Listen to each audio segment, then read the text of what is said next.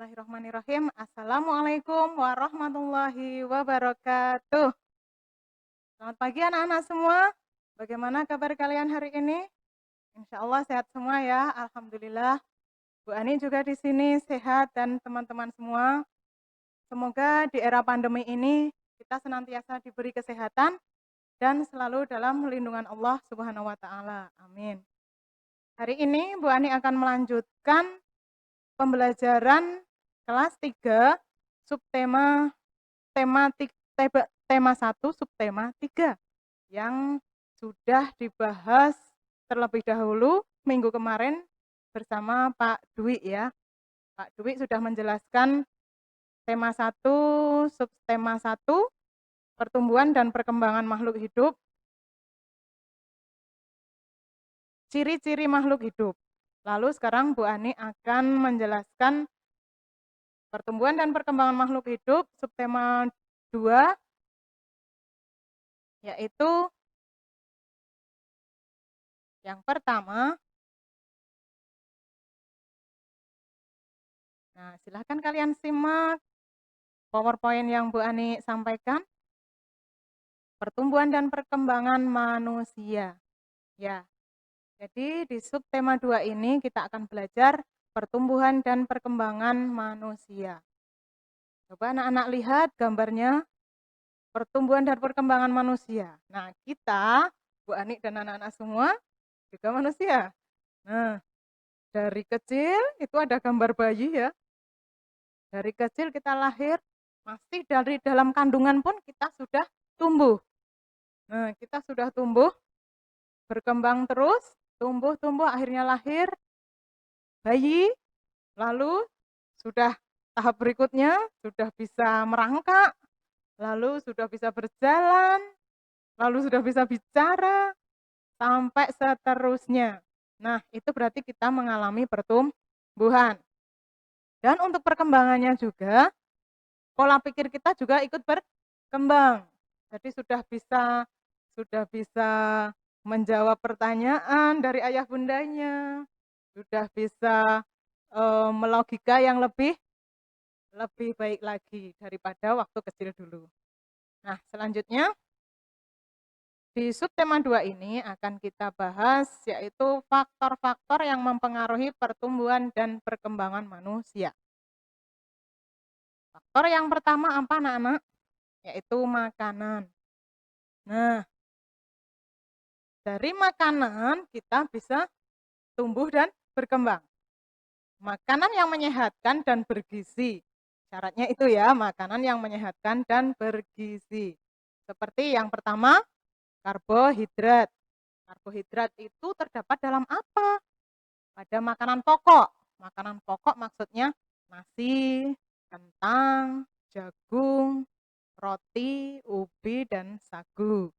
Nah, anak-anak bisa simak di buku ya, di buku dinasnya yang sudah dibagi semua. Lalu yang kedua adalah protein. Oh, makanan yang sehat dan bergizi itu ternyata banyak ya anak-anak. Kandungannya tuh banyak, nggak hanya karbohidrat saja.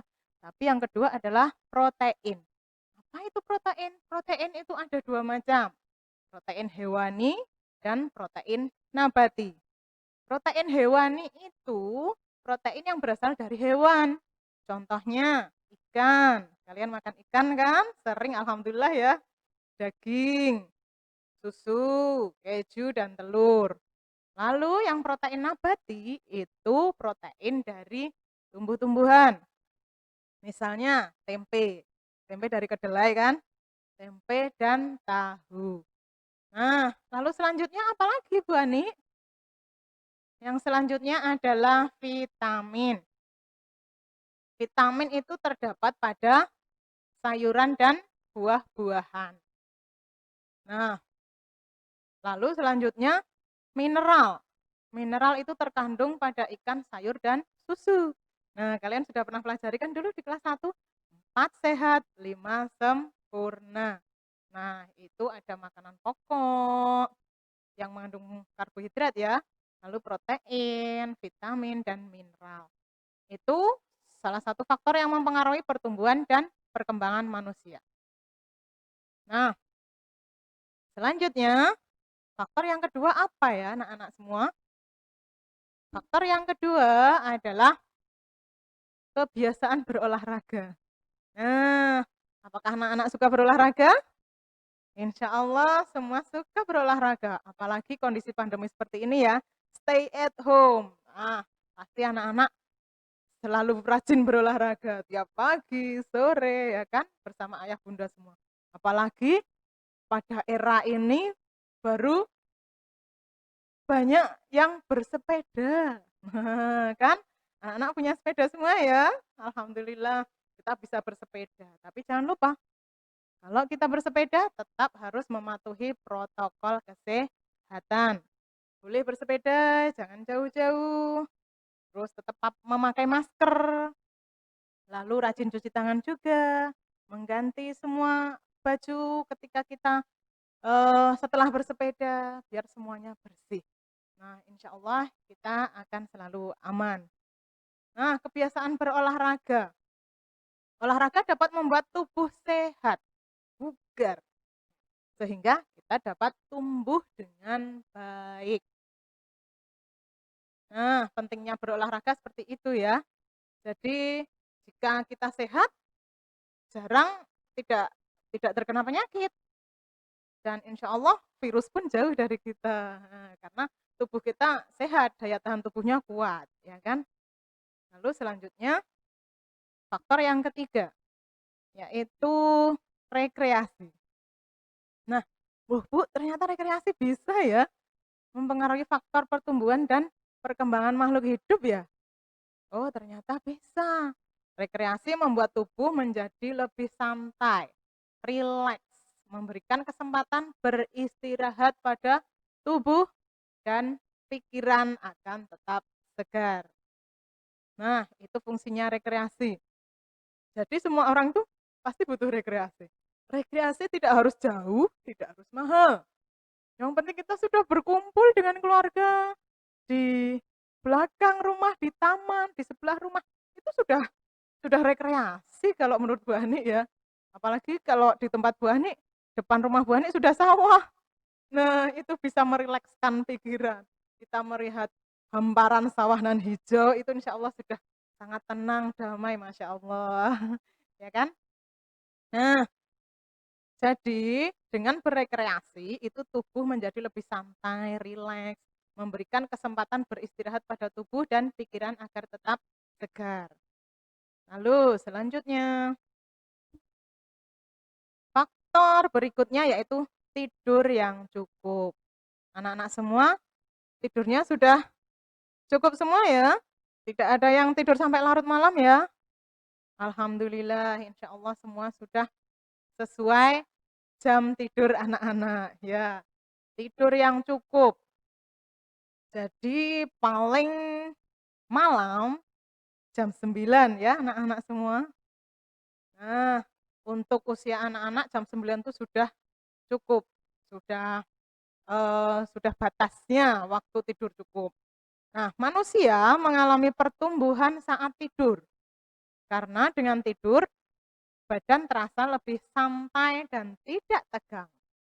Nah, itu untuk eh, masa pertumbuhan kalian itu sangat bagus. Lalu selanjutnya, faktor yang terakhir nih ya, faktor yang diturunkan oleh orang tua. Jadi pertumbuhan dan perkembangan itu juga ada salah satu faktor keturunan ya, keturunan dari orang tua. Tinggi dan berat badan bisa dipengaruhi oleh faktor keturunan. Setiap orang juga memiliki kekuatan yang berbeda. Loh, Bu, kok aku pendek, kok yang itu tinggi. Nah, itu bisa bawaan ya, keturunan dari orang tua, enggak apa-apa, yang penting sehat. Kekuatan juga dipengaruhi oleh beberapa faktor, misalnya perbedaan pertumbuhan tulang dan otot, ya. Jadi enggak usah memikirkan perbedaan antara saya, kamu, dan kalian semua ya. Tidak. Jadi semua sudah ada yang mengatur. Semua sudah diatur sama Allah Subhanahu wa taala. Jadi enggak usah nggak usah istilahnya merry ya sama yang lainnya. Kita syukuri semua keadaan kita, apa yang diberikan oleh Allah kita syukuri. Insya Allah kita akan selalu bahagia ya. Itu faktor yang mempengaruhi pertumbuhan dan perkembangan makhluk hidup. Nah, selanjutnya untuk SBDP, kita akan mempelajari gerakan kuat dan lemah tangan saat menari. Nah, perhatikan gambar dari Bu Ani ya. Gerakan yang pertama, kita mengangkat tangan kanan, lalu tangan kiri, lalu angkat dengan kuat seperti sedang mengangkat beban. Berarti itu kuat. Nah, diturunkan. Gerakan yang kedua diturunkan sambil menganu jari seperti ini. Seperti menirukan gerakan air hujan. Nah, itu berarti tandanya lemah. Pertama kuat, lalu lemah. Lama-lama lemah, turun gitu ya. Selanjutnya, gerakan yang ketiga. Gerakan yang ketiga adalah merentangkan kedua tangan ke samping, lalu bengkokkan sehingga membentuk huruf U. Nah, itu berarti masih kuat ya. Lalu gerakan keempat, gerakan memutar pergelangan tangan perlahan-lahan. Nah, itu sudah santai, sudah agak rileks. Itu berarti lemah juga. Selanjutnya, untuk gerakan kelima, yaitu acung ke depan. Acung ke depan kedua tangannya dengan kuat. Ini kuat juga. Lalu membalikkan kedua telapak tangan dengan arah yang berbeda. Nah, lalu dilentikkan ya. Nah, gerakan yang terakhir, lalu tepuk tangan. Itu gerakan keenam. Nah, nanti anak-anak bisa menyimak lagu tepuk tangan berikut ya. Sekalian nanti kalian coba di rumah masing-masing. Lagu tepuk tangan dengan disertai gerakan variasi gerakan tari ya, seperti yang Bu Anik sampaikan. Silahkan disimak.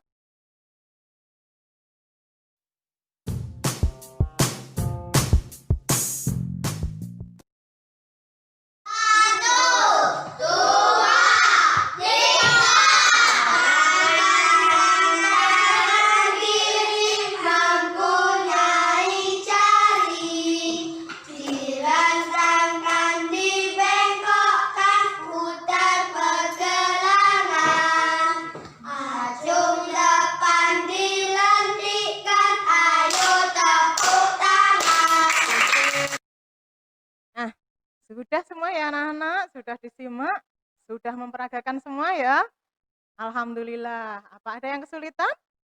Insya Allah tidak ada ya. Semua mudah. Ya, yang penting kita ikuti gerakannya. Kita ikuti lagunya. Nah, pasti akan mudah. Lalu selanjutnya, untuk materi PPKN, yaitu menghargai perbedaan. Di subtema ini, seperti yang Bu Ani tadi sampaikan, Tuhan atau Allah menciptakan berbagai macam makhluk hidup itu berbeda-beda. Jadi nggak usah berkecil hati. Bu, aku tuh kok pendek toh, aku tuh kok bulet toh, aku tuh kok hitam toh. Nggak usah, nggak usah. Nah, itu karena sudah sesuai ciptaan Tuhan. Dan insya Allah Allah menciptakan kita sudah sangat luar biasa, sudah sangat sempurna, Masya Allah. Nah, jadi perbedaan ini adalah karunia Allah, karunianya. Jadi kita harus saling menghargai dan menghormati perbedaan. Tidak perlu berkecil hati, tidak perlu membanding-bandingkan dengan yang lainnya. Sikap saling menghormati antar sesama. Nah, kita harus menghormati. Ada teman kita yang mohon maaf, mungkin ada yang kekurangan ya. Mungkin fisiknya ada yang kurang, tidak kurang sempurna ya, tidak seperti kita. Nah, apa yang harus kita lakukan? Kita harus saling membantu, harus saling menghormati. Contoh, si Udin badannya pendek. Dia mau mengambil bola di atas lemari. Nah, sementara kita tinggi. dia mau mencapai si bola itu nggak bisa-bisa. Apa yang harus kita lakukan? Ya, kita harus membantu si Udin. "Mana Udin, saya bantu." Itu, kita ambilkan bolanya. Nah, alhamdulillah kita bisa saling membantu, saling menolong. Jadi kita harus saling melengkapi. Kalau kita tinggi, teman kita ada yang pendek, kita harus membantunya. Apa yang ingin, temanmu apa yang ingin temanmu capai, kita bantu, ya. Itu sikap saling menghormati. Nah, ternyata perbedaan itu enggak hanya itu saja. Perbedaan banyak sekali, ada perbedaan itu tadi fisik ya, ada perbedaan, kegemaran. Udin suka sepak bola. Nah, si Edo suka kasti.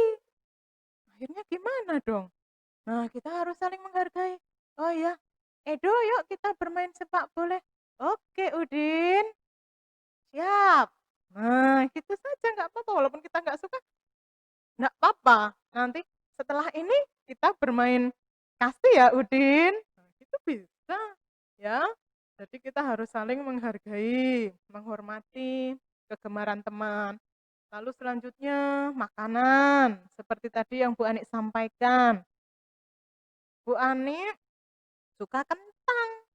Nah, ternyata Pak Dwi kemarin suka suka wortel. Nah, bagaimana sikap kita? Harus tetap rukun. Oh, kita harus menghargai. Oh iya Pak Dwi, ternyata wortel juga sangat enak. Tapi kentang juga nggak kalah enak. Nah, itu. Jadi kita semua ratakan. Kita hargai perbedaannya. Heeh, itu untuk makanan. Lalu perbedaan cara berdoa. Nah, cara berdoa masing-masing orang berbeda-beda. Contohnya Edo beragama apa ya? Edo beragama Katolik. Nah, Edo berdoanya seperti ini sikapnya. Tangan di depan seperti ini, mengepal di depan. Oh ya, Edo berdoanya dengan seperti itu. Ada juga yang berdoa dengan seperti ini. Nah, ada juga yang berdoa seperti ini. Ada yang seperti ini di pura, ya kan? Nah, lalu si Siti berdoanya seperti ini. Nah, semuanya sama. Kita hargai semua perbedaan tersebut. Nggak boleh saling menghina, mengejek, dan yang lainnya. Semua sama. Kita harus menghargai dan menghormati agar kita semua selalu hidup rukun sesuai Bhinneka Tunggal Ika ya. Lalu semua itu ternyata ada di dalam pengamalan sila Pancasila. Oh, ternyata sikap saling menghormati antar sesama termasuk pengamalan sila kedua Pancasila yang digambarkan dengan rantai. Digambarkan, disimbolkan dengan rantai. Bunyinya apa anak-anak? Sila kedua? Kemanusiaan yang adil dan beradab. Betul sekali, hebat anak-anak semua, Masya Allah. Ya, lalu selanjutnya menghargai perbedaan tersebut tertuang dalam sila kedua Pancasila yang bunyinya kemanusiaan yang adil dan beradab. Simbolnya rantai, anak-anak sudah hafal ya, sudah sejak kelas 1 ya, sudah diterangkan Bapak Ibu guru kalian. Nah, lambang ini menunjukkan bahwa bangsa Indonesia sangat menjunjung tinggi nilai-nilai kemanusiaan, saling menghormati, saling menyayangi, dan juga memperlakukan manusia lainnya dengan baik. Nah, itu arti sila kedua, Pancasila. Nah, sudah paham ya anak-anak semua? Untuk menghargai perbedaan ya, tertuang dalam sila kedua, Pancasila.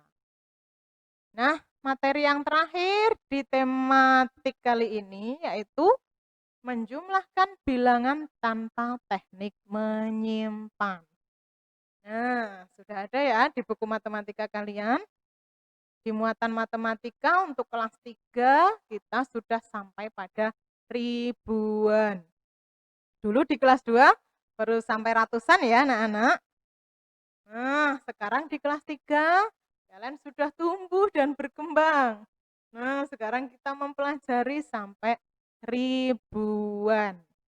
Nah, contoh penjumlahan tanpa teknik menyimpan itu masih sama seperti dulu di kelas 2. Ya, perbedaannya ini hanya ribuan. Kalau ribuan berarti digitnya 3 bilangan di belakang. Harus dikasih titik. Masih ingat ya, dulu di kelas 2 pernah diterangkan.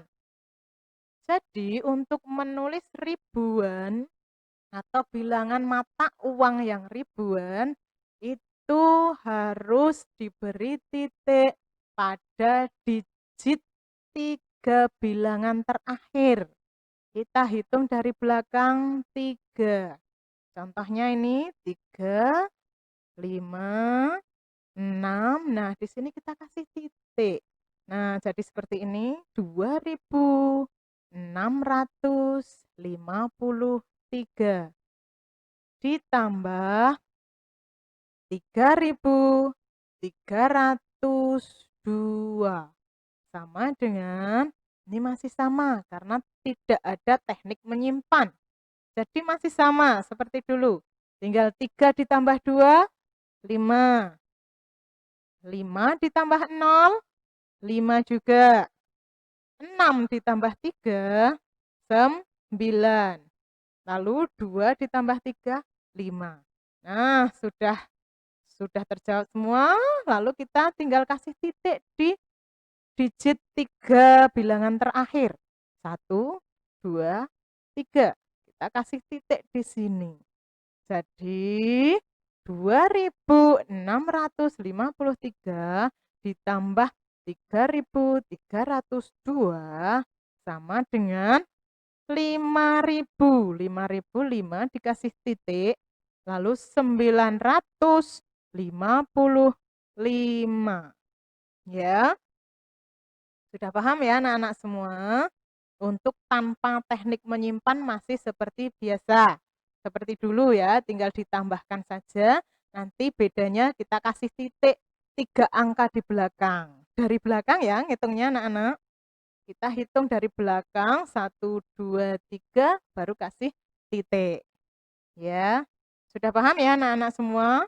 Untuk menjumlahkan bilangan tanpa teknik menyimpan. Lalu selanjutnya penjumlahan dengan teknik menyimpan. Nah, ini yang agak susah. Tapi masih sama.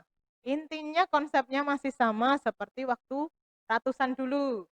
Waktu di kelas 2 masih sama. Menjumlahkan bilangan dengan teknik menyimpan. Bedanya hanya ratusan dan ribuan. Tapi masih tetap sama ya anak-anak semua. Nah, nanti lebih jelasnya anak-anak saksikan penjelasan dari Bu Ani ya. Silakan nanti anak-anak simak penjelasan Bu Ani berikut ini. Ya anak-anak, mari kita belajar penjumlahan dengan teknik menyimpan. Nah, tadi sudah kita pelajari penjumlahan tanpa teknik menyimpan. Nah, sekarang untuk yang teknik menyimpan masih sama seperti waktu kelas 2 dulu. Perbedaannya dulu baru sampai ratusan. Nah, sekarang di kelas 3 kita sudah sampai ribuan. Nah, kita belajar yang pertama, kita coba soal yang pertama. 5. Ini dari 2000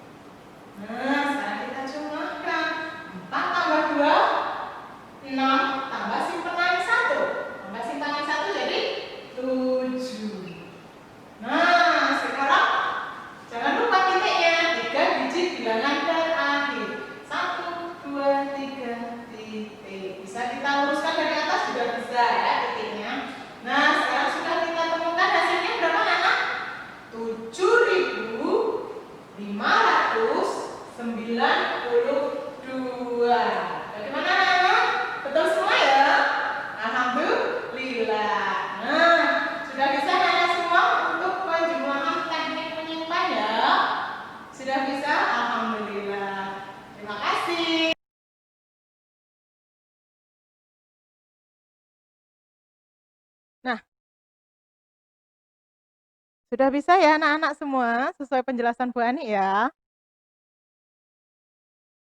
Nah, selanjutnya setelah penjumlahan kita belajar pengurangan. Yang pertama, pengurangan bilangan tanpa teknik meminjam. Masih sama seperti penjumlahan tadi. Jadi tanpa pinjam meminjam. Nah, konsepnya masih sama seperti waktu kalian belajar kelas 2 dulu. Bedanya hanya ratusan dan ribuan. Nah, mengurangkan bilangan tanpa teknik meminjam. Contohnya, contoh pengurangan tanpa teknik meminjam. 5.478 dikurangi 1.254 adalah sama dengan berapa ya anak-anak semua? Perhatikan di sini ribuan, nilai tempatnya. Masih ingat ya nilai tempat? Nah, dulu di kelas 2 nilai tempatnya baru sampai ratusan. Sekarang di kelas 3 kita sudah sampai ribuan. Nih, nilai tempat yang pertama adalah ribuan. Lalu, nilai tempat yang kedua adalah ratusan. Selanjutnya, nilai tempat yang ketiga adalah puluhan. Dan yang terakhir adalah satuan. Masih sama seperti kelas 2 dulu. Bedanya hanya kita tambahi ribuan. Di kelas 3 kita sudah sampai ribuan. Nah, lalu kita tempatkan sesuai nilai tempatnya. 5.000 berarti 5 ribuan. Lalu 400 berarti 4 ratusan. 70 berarti 7 puluhan. Dan 8 satuan. Ya, 8 saja itu berarti 8 satuan. Dikurangi 1000 berarti 1 ribuan. 200 berarti 2 ratusan. 50 5 puluhan. Dan yang terakhir 4. 4 saja itu berarti 4 satuan. Tinggal kita kurangi seperti biasanya, karena belum teknik meminjam. Berarti masih biasa, dikurangi seperti waktu kelas 1 dulu, masih sama. 8 kurangi 4, berapa? 4. 7 kurangi 5, sama dengan 2. 4 kurangi 2, sama dengan 2. 5 kurangi 1, sama dengan 4. Nah, sudah ketemu ya. Jadi 4.224. Nah, itu hasilnya. Tinggal kita kasih titik. Ingat, 3 digit bilangan, 3 angka dari belakang. 4, 2, 2. Kita kasih titik. Jadi 4.000 titik, terus 224. Nah, gitu. Gimana anak-anak? Sudah paham semua ya? Untuk pengurangan bilangan tanpa teknik meminjam. Nah, yang terakhir yaitu mengurangkan bilangan dengan teknik meminjam. Nah, perhatikan contoh pengurangan dengan teknik meminjam. Ini masih sama seperti kelas 2 dulu, sudah pernah diterangkan ya. Tapi yaitu bedanya ratusan dan ribuan. Nah, ini contohnya. Nanti silahkan anak-anak simak ya pada penjelasan Bu Ani berikut ini. Nah, jumpa lagi ya anak-anak pembelajaran selanjutnya. Yang terakhir yaitu pengurangan dengan teknik meminjam. Nah, ada satu contoh yang harus kita selesaikan bersama-sama. Coba anak-anak juga coret-coret di rumah ya, pakai bukunya masing-masing.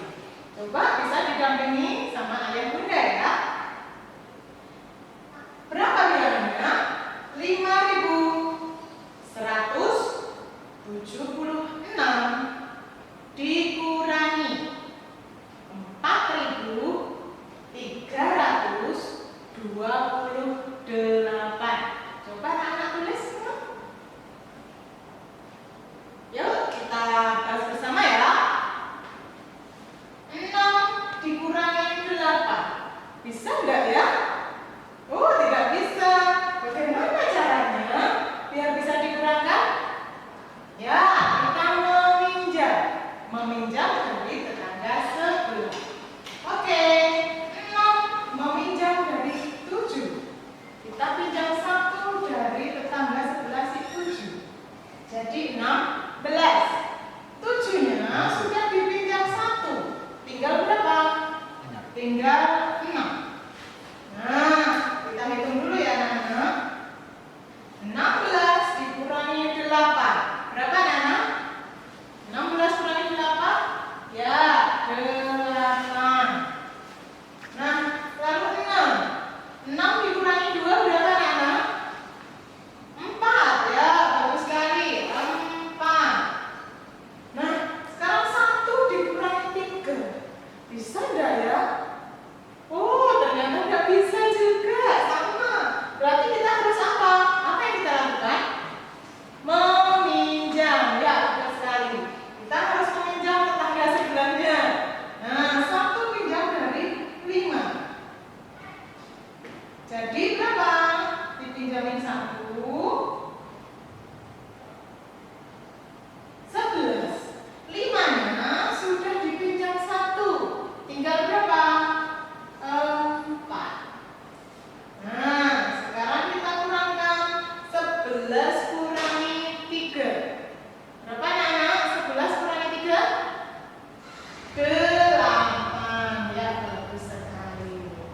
8. Lalu yang depan tinggal 4 karena sudah dipinjam 1. Tadi 5 dipinjam 1, tinggal 4.